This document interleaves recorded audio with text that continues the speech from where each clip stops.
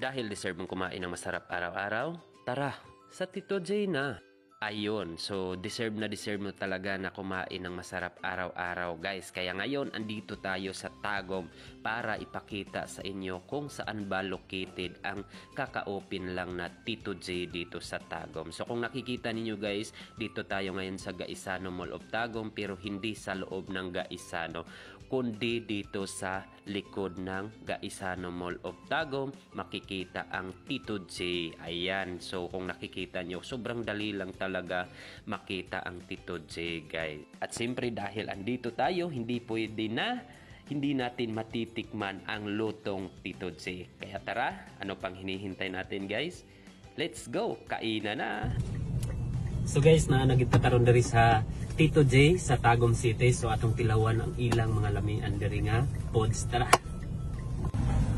At siyempre guys, ang una nating titingnan ay yung mga presyo nila, kung afford ba natin. So kung nakikita nyo guys, grabe, sobrang mura lang talaga at talagang afford natin.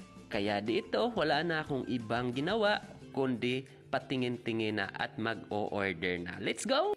Na sa atong pinaka-paborito nga humba rice bowl. Isa to sir, humba nga rice bowl. O humba rice bowl. Lumpia. Lumpia ko rice bowl sir. Kala na sir? So atong palaton rin guys.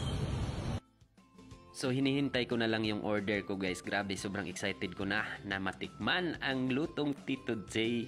So ito na guys.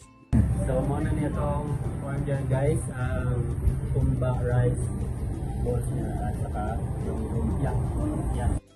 At syempre guys, ang una talaga nating titikman ay yung lumpia nila. Grabe, sobrang sarap talaga guys. At pagkatapos natin sa lumpia nila, dito naman tayo sa humba na sobrang paborito ko talaga guys. So akalain nyo ba guys no, sa ganito kamura meron ka nang matitikman na grabe, sobrang sarap talaga ng mga ulam na tulad nito.